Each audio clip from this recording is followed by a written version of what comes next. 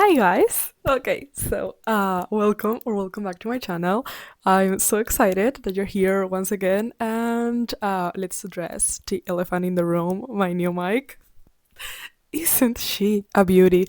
I'm so excited. I know it's such a silly thing, and I'm really excited about it. I hope that from here on out, my videos have a better audio, and hopefully, I can fix the problem with the image as well because there's a lot of light coming from my window, but there's nothing really I can do about the fact that the window is here. My shelves are here, so there's no other place where I could record that you would see my book collection. Since I'm talking about books, I think that it's pertinent that you can see the books, but the window is here, so I don't know. I don't know what to do with it. Maybe today, I don't know. I mean, I'm recording at 6 o'clock in the fucking afternoon today in the hopes that since it's not the morning light, it will be a little bit better, but maybe it's too white. I don't know. I don't know. I guess I'll see when I'm editing. So, what are we going to do today? If you're part of the book community on social media, then you've seen the trend on TikTok where people go overhyped, underhyped, appropriately hyped with a bunch of books they've read. And I want to do that with some of the books that I read last year. So before we get into it, I want to explain two things. I read 130 books almost last year. I think the actual number, I don't know if it's 127 or 128. I don't know. It's on my Goodreads notes. I'm not going to go through all almost 130 books that I read last year. I just don't feel like doing that, which is okay. But I did write down some of the titles that I read last year and put them in each category depending on how I felt about a book. I don't know exactly how many books I'm going to talk about, especially because I usually read fantasy. It's the genre that I read the most about. And I just put series in the same package. So if I'm going to talk about a book, then I'm probably talking about the whole thing unless I specify otherwise, which is the case for one fantasy series, and I think that's it. The rest of it, I'm just going to be talking about the whole thing. So I don't know how many books in total. I don't really know how many titles in total, if I'm being honest. So we're just going to get right to it and hope for the fucking best. So, I have a total of 5 titles written down under the appropriately hyped category, then 4 for the underhyped category, and then 3 titles for the overhyped category. And I think we're going to go in that order. Yeah, I feel like the overhyped category could be the most controversial one for a series specifically that I have written down there. So I'm going to leave that for last. Just hope that I can, yeah, that we can all move quickly from that. Let's get into it. First one of the books that I think that are properly hyped that I read last year is specifically 2 books by Emily Henry and Happy Place and Funny Story, and I'm obsessed with both of them so much. And I see a lot of hate, especially with Happy Place, like not hate, but there's like more controversial reviews on that one specifically out of every book that she's written, and I don't get it. It was really good. I could really connect with the main girl and the guy and their relationship, and the same thing with Fanny's story. They are so relatable, her characters, her plot, her everything. So Emily Henry is really well loved and she deserves it, and I think her books are all really well hyped. Another book that I have in this category is Powerless by Lauren Roberts. I cannot wait for April to come so I can read Fearless at last. But yeah, so last year I read Powerless, Powerful, Reckless. Reckless is worse, okay? But I do think it's appropriately hyped. Like when people talk about Reckless, they already tell you. So the expectations you have going to that book, I don't think that they will be wrong with what the book is. It's true that it's worse than the first, but I still liked it. And I don't know, I enjoyed Powerless surprisingly a lot, which I was not expecting. And people really loved that book. It's really well loved. So I do think it deserves it. So I do think it's really well hyped. And I also have here another duology. Powerless is not technically a duology, it's a trilogy, but I do have here a duology that is also really well loved on TikTok, and it deserves it. And that's the one, Dark Window duology, especially the second one, Two Twisted Crowns. That book is really good. It's really good. Like, yeah, the romance plot in the second book, oh my god, so good, so good. So yeah, 100% read those if you haven't read them. If you're intrigued, if you are curious because the good reviews that you are hearing about them, pick them up because it's really good. And the last two books that I have, well, not the last two books, the last two fantasy series that I have on the properly hyped category, one of them is obviously Throne of Glass. Like, I don't know why I hadn't read that sooner. I had read Akotar years and years ago, and I don't know why I hadn't picked up Throne of Glass sooner. Well, I do know. I didn't have a Kindle. That's the reason. I just didn't have neither the money nor the space to have all 8 of them. Even though I do own them now, I could actually show you. So yeah, Throne of Glass. It's really good. It's really good. It's really good. And when people tell you it is, they are not lying to you. Like, this is actually, like, all the love it has, it deserves it, and it's really well loved for a reason. And when you read it, like, you get it. I feel like if you pick them up, you'll get why. I mean, there's obviously, to each their own. You may not like this, but it's really good. So yeah, but I gotta say that there's a book in this whole, like, the 8 book series. There's one that I do think it's really, really underhyped, and that is Tower of Dawn. Like, what do you mean people hate this book? Like, okay, Kale has his issues. We all know, but he also grows a lot in this book, and I don't know, the character arc in this book is really good. The story I really liked. I did the tandem read with Empire of Storms, which I do admit could have helped with me liking this book so much, because if after Empire of Storms I had to read this, then I may have hated it just on principle. Just because of the fact that, what the fuck is the ending of Empire of Storms? What do you mean I have to read this about Chaos in order to get to Kingdom of Ash? Like, what do you mean? So I might have hated it on principle, and if that's the case with the people that review this negatively, then I agree with you. But if you've done the tandem read, or you don't feel like that way, I don't know why people don't like this book. It's good. It's good. It's genuinely good. I mean, it's the best one in the series. Obviously not. Like, Kingdom of Ash is there. Empire of Storms is there. Like, no, but it's not the worst, and it's a really good fantasy book, and it's a really good installment in a series. Like, I've read worse, like, really way worse things, and this one is really good. So this is actually in the underhyped section, but I just wanted to talk about this now because I'm talking about Throne of Glass, so it makes sense to mention this now. And the last series that I have in the properly hyped category is Zodiac Academy, because what is that? Like, what even is that? I'm so happy that I picked them up last year. I read them in August. I inhaled all 16 books, or I don't know how many books. It's the main saga, just with, like, taking into account the short stories and everything. I don't know how many books it is total, but it's around the 15 number, and so good, so worth it. Every single short story, every single chapter and character, and even though there are characters that you hate and that you will despise, and then sometimes you get some points of view where you're like, I don't really care about this. No, but you do. You actually do care about that, and you have to read that. And the characters are so good. Their character development is so good, and it has its faults. Okay, obviously it does. Like, if you've read Zodiac Academy book, then you know that there are some mistakes there. And me, for example, a bilingual person that knows Spanish, there's a character in Zodiac Academy that speaks Spanish, Diego, and his Spanish is questionable at best. Like, you can tell that the authors just wrote the sentence in English, ran it through Google Translator, and wrote down what the Google Translator gave them, and that's not Spanish. I gotta say, in Spanish we have, like, the words have genders. So if you're talking to a girl, you need to use the how do you say género femenino, mi gente.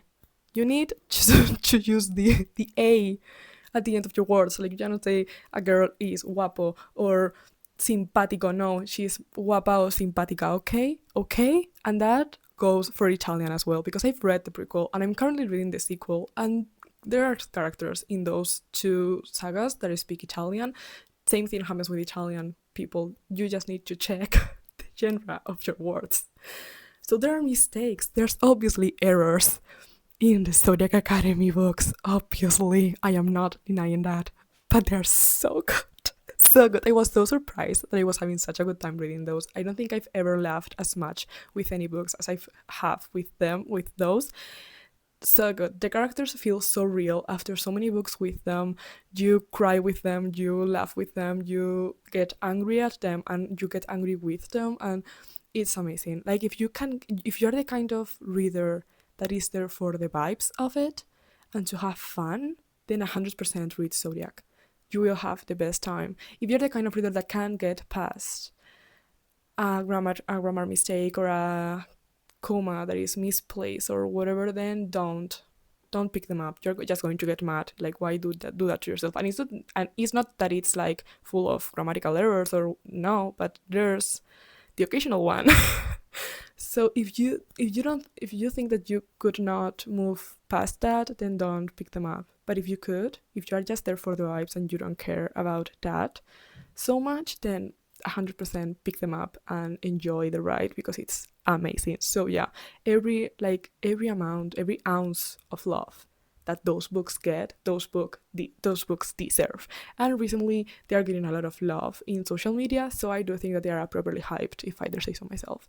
So those are the appropriately hyped books that I read last year. And now with the underhyped books, talking about Sarah J. Maas with Throne of Glass, I'm going to mention Crescent City here. I read it last year, and I wasn't excited at all to pick them up. I just picked them up because it was the last saga that I had from Sarah J. Maas to be read, and I was obviously going to read them, but because of the way people talk about these books, I was expecting something so mid, something so forgettable. And is Crescent City as good as Akotar and Throne of Glass? In my opinion, no.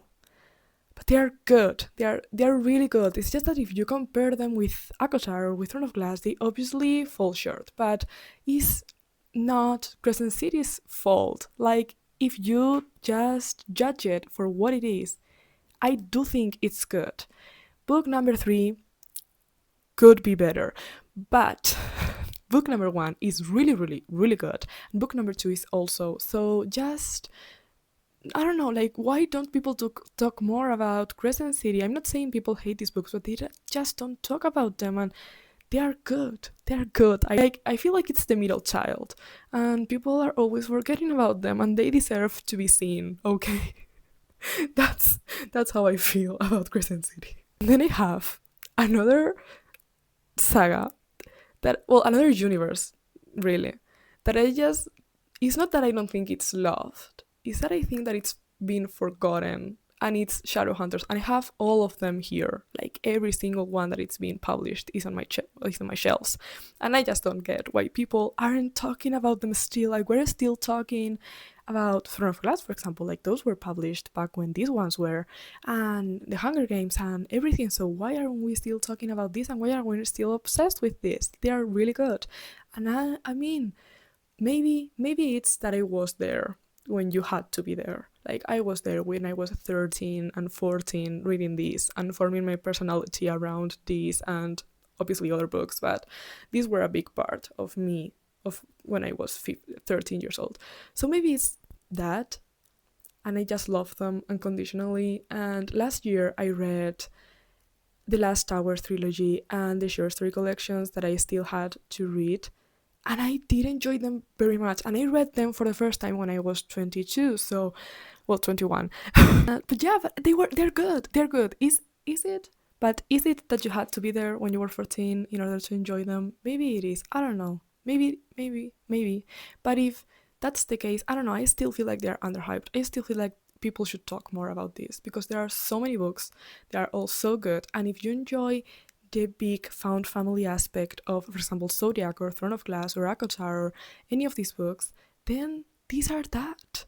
But longer still. So you have more books, more characters, more plots, more reasons to fall in love with them. So why aren't people reading them?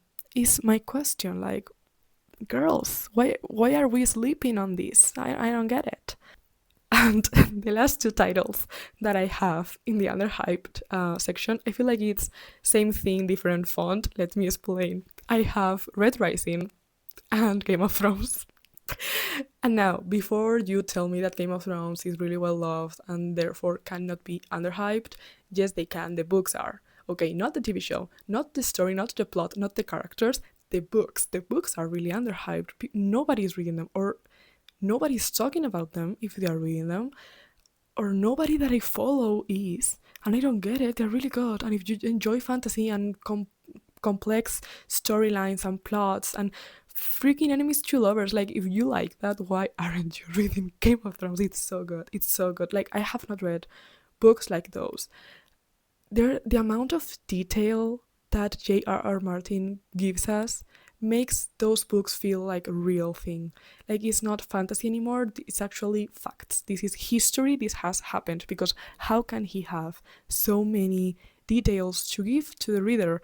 Like the amount of, even if it's a side character that is going to appear for one character, one conversation with one interaction with one character, and that's it, he describes them in a way, like the people, the settings, the everything, that it makes you feel like you know the character, even if, again, it's just like a random side character that is relevant for a conversation, and that's it.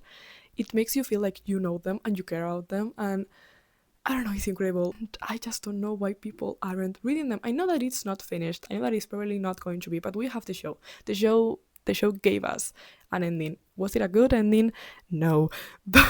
But it was an ending. So read the books. If you enjoyed the show, read the books. And now that we've talked about Game of Thrones, which I feel like it's the father in this analogy that I'm going to make, we have to talk about its son, Red Rising, which is Game of Thrones in fucking space. And isn't that the best thing you've ever heard? Like, what else do you need to pick a book?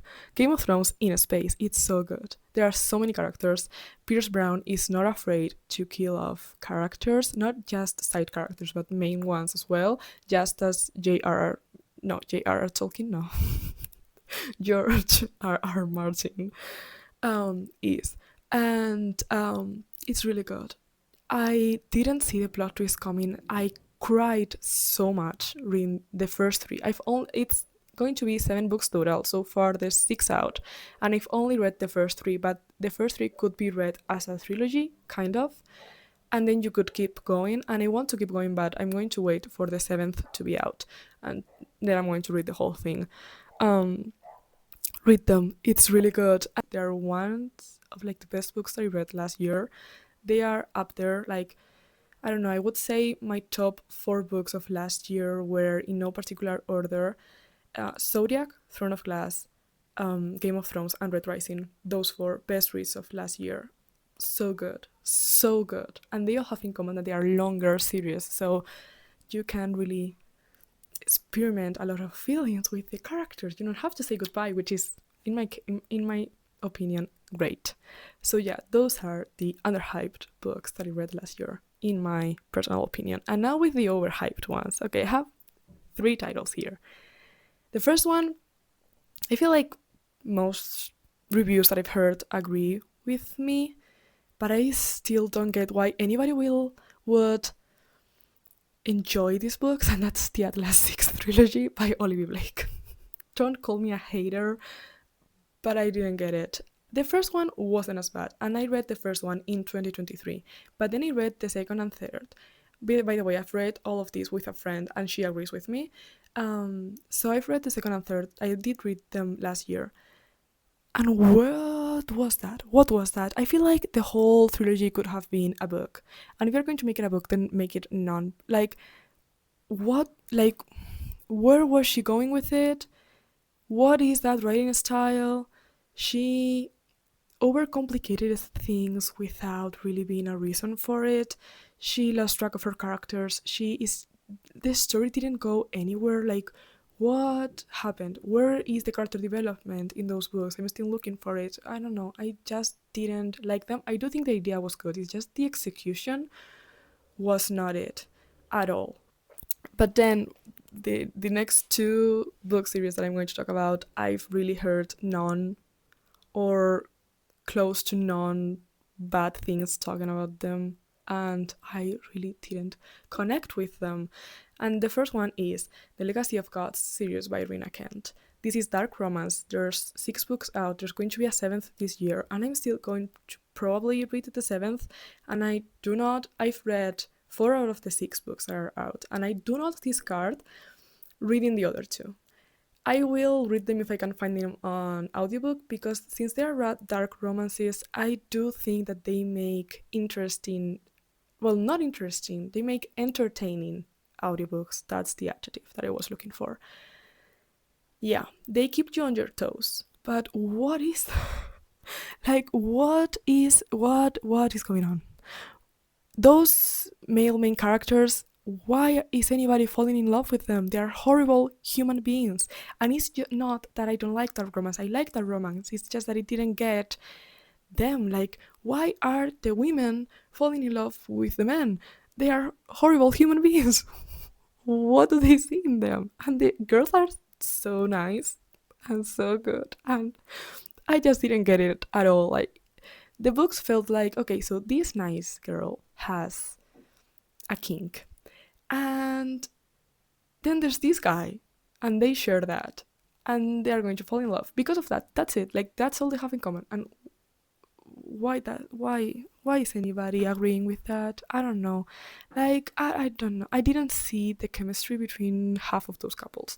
The only book that I enjoyed, like I genuinely liked, I was God of Fury, and that's the only romance, and that's because it's the least dark romancy one out of all of them. Like, yeah, I don't know. Nikolai, despite being crazy, is the sanest character that I read about out of like the love interests. Yeah, makes sense? Okay, I hope it does. And the last book series that I have here that I think it's really, really, really overhyped and I just didn't get it at all is Mistborn by Brandon Sanderson. How to say this? It's not that they are bad. They are not bad. But they are not what people write them up to be. Like, people talk about Mistborn as if Mistborn changed fantasy, as if they were like they put it at the level that you would put, I don't know, the Lord of the Rings, like something that really marked an era and that it's really good and that is timeless and that is a masterpiece and it's not. In my opinion, again, this is my opinion, but it's not. It's what are you all talking about? Like, what is I don't know. They just feel like there's a lot of religion in them, which I don't usually hate, but with these ones I just didn't care for it at all. And I don't know, the characters are good, okay? The characters are good. And the magic system is really unique, and I do agree with that. Like, he may have, like, marked an era with the fact that with the unique, like, magic system. I do think that maybe he did do that. I don't know how to express this. Like, he has a unique magic system. I'm going to give him that. And the characters are good. But the books, I don't know, like, not like, I don't know how to say this. They begin good. Like, the first one, okay, the first one is good. The first one I liked. The first one I gave 4 stars. It was a good book. Then the second one and the third one, nothing, absolutely nothing happens in the middle. Like, what do you mean? What are you hooked on? Nothing is happening for the whole middle, and then, yeah, the last 100 pages are crazy, but it's the last 100 pages. Why did I have to read 500 to get to the last 100? Why? Like, I feel like the first era could have been a duology and just make it quicker. And then the second era, I do think is better than the first. I liked it better. I actually gave 5 stars to the second book of the last of the second era, which would be the sixth book in total. Um, and I enjoyed much more Wax and Wayne and Asteris and Marasi and the stories that they were like, yeah, the first three books of the second era. But then the last book of the last era, what was that? Again, like he lost track of the book halfway through it, and I don't really want to talk about this again because I talked about this on my January wrap up, that which is when I read it, because I actually finished Mistborn this year. I read the first era in June or July, I don't remember, and then I started the second era at the end of December, so I actually finished the last book in January. And I've already talked about the last book, so I'm not going to do it again. But 3 stars series, not bad, not good. And I don't know if part of the problem was the expectations that I had built up in my mind because of how people talk about his work and his books and everything. Maybe that's part of it, but then again, like I also had a really high expectations going into Throne of Glass, and those books delivered. And I also had really high expectations going into Red Rising, and those delivered. And same thing goes for every other book that I talked about that I think it's underhyped or properly hyped. So I don't know if I could blame it all on my own expectations. I think that authors can deliver even if my expectations are really high. And saying that, I'm going to leave it here. Thanks for listening to me. If you've made it to this point of the video, as you see, my English is not working anymore, so I'm just going to be wrapping this up. Make sure to give us oh my god, make sure to give us a okay, breathe. Make sure to give it a thumbs up if you liked it, subscribe, leave a comment, and everything else that you're supposed to do. And I'll see you all in the next one. Bye.